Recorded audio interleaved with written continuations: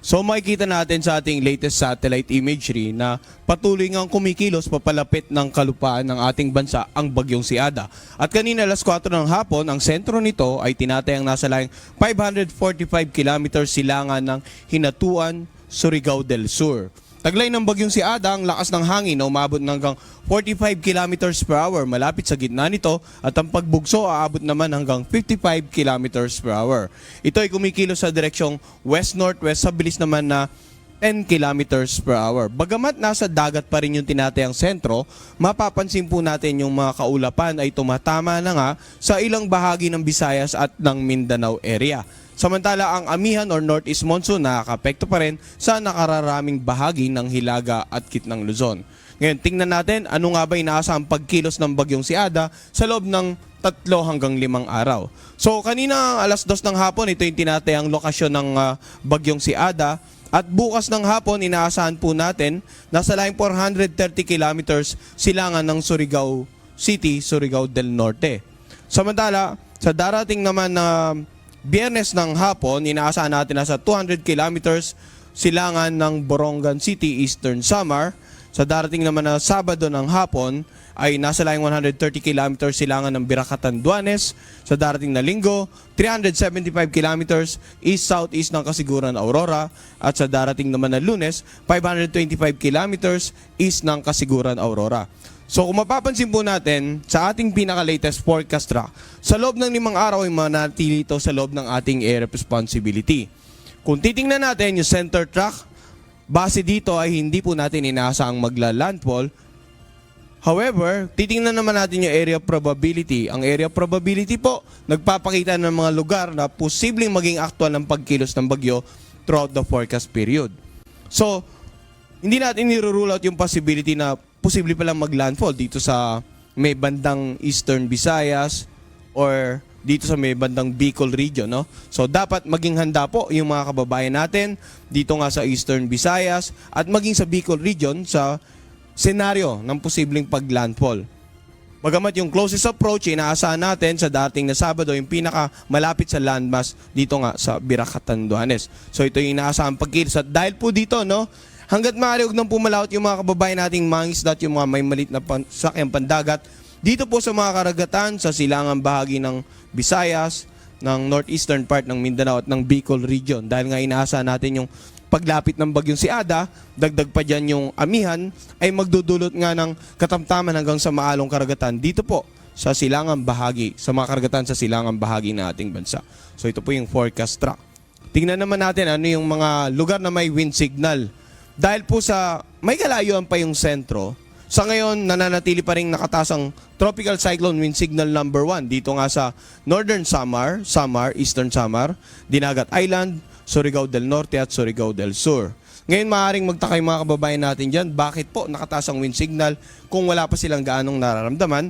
Ang mga wind signal po ay babala patungkol sa posibleng lakas ng hangin na maranasan given a certain lead time or may palugit tayong oras. Kapag may signal number 1 po tayo, ibig sabihin niyan yung lakas ng hangin mula 39 hanggang 61 km per hour ay posibleng maranasan sa mga lugar na naka-highlight ng blue in 36 hours or less. So, maaaring hanggang bukas ay hindi pa ganong ramdam yung hangin na dala ng bagyo. We're talking about wind intensity or yung lakas ng hangin na mararanasan kapag ang pinag-uusapan po natin ay wind signal. Ngayon, dahil sa pinakita nating forecast track na inaasahan nga nating kikilos ng malapit sa coastal areas sa silangang bahagi ng Visayas and then the Bicol region sa mga susunod na araw, posible pa pong madagdagan ng mga lugar na may wind signal at magkaroon pa tayo ng mas mataas na wind signal. Kanina, ipinakita po natin na posibleng umabot ng tropical storm intensity yung bagyo sa patuloy na paglapit nito sa kalupaan ng ating bansa. So, ibig sabihin po niyan, posible palang umabot pa ng wind signal number 2 ang itataas natin sa ilang bahagi nga ng Visayas, ng Bicol region, and possibly northeastern part of Mindanao sa mga susunod nating issuance ng Tropical Cyclone Bulletin. So, sa ngayon po, wind signal number 1 pa lamang po yung nakataas, no? Talking about yung lakas ng hangin over these areas. Ngayon, ano naman yung inaasahan po natin na hangin na dulot naman ng amihan. Hindi po lingid sa kalaman lahat, bukod po sa bagyo, umiira lang amihan or yung northeast monsoon. Kaya't ngayong araw, inaasahan po natin yung pamisa-misang pagbugso ng hangin sa Batanes, Babuyan Island, Ilocos Norte, Abra, northern and eastern mainland Cagayan, sa eastern part ng Isabela, eastern portion ng Bulacan, sa lalawigan ng Aurora, sa nakararaming bahagi ng Quezon, sa Camarines Provinces, Norte at Sur, Catanduanes at Sorsogon.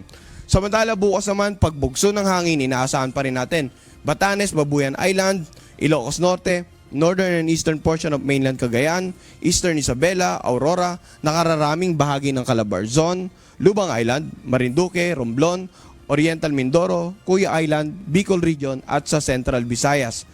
Sa darating naman na Biyernes, mga pagbugso ng hangin dadala ng amihan sa Batanes, Babuyan Island, Ilocos Norte, northern eastern portion ng mainland Cagayan, eastern portion ng Isabela, sa lalawigan ng Aurora.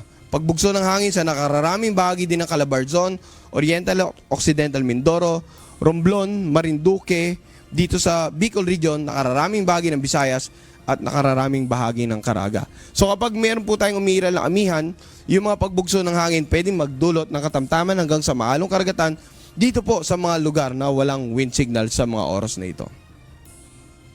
Ngayon, pinag-usapan po natin yung lakas ng hangin. Pag-usapan naman po natin kung ano yung inaasahang pag-ulan dahil nga sa paparating na bagyong si Ada. Simula po ngayong araw hanggang bukas ng tanghali, ang pag-ulan na mula 50 to 100 millimeters, inaasahan po natin sa Eastern Samar, Dinagat Island at sa Surigao del Norte at Surigao del Sur. Ito po yung lugar na naka-highlight ng yelo. Bukas naman ng hapon hanggang sa darating na Biyernes ng hapon, asahan natin may mas malalakas ang pag-ulan, Northern at saka Eastern Samar, posibleng umabot ng hanggang 200 millimeters. Samantala yung naka-highlight ng yelo, 50 to 100 millimeters of rain, Catanduanes, Albay, Sorsogon, Samar, Biliran, Leyte, Southern Leyte, Dinagat Island at Surigao del Norte. Alam naman din po natin na may activity ng mayon dito sa may bandang Legazpi area, kaya dapat maging alerto din yung mga kababayan natin sa mga posibleng pag-ulan at kung ano yung magiging epekto nito in terms of sa volcanic activity na nagaganap sa mga oras na ito.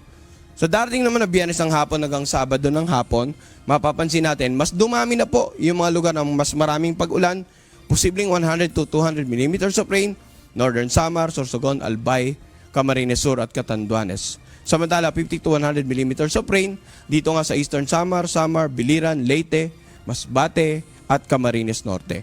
Ang mga pag-ulan po nating inaasahan, posibleng magdulot ng mga pagbaha, lalong-lalo sa mga mababang lugar, pagtaas sa mga level ng tubig sa mga ilog na pwede rin magdulot ng pagbaha sa mga komunidad sa paligid ng ilog, at pagguho ng lupa sa mga lugar na malapit po sa paanan ng mundo, lalong-lalo kung nakikita po natin na in the next 3 days ay mabababad sa pag-ulan ang kanilang lugar.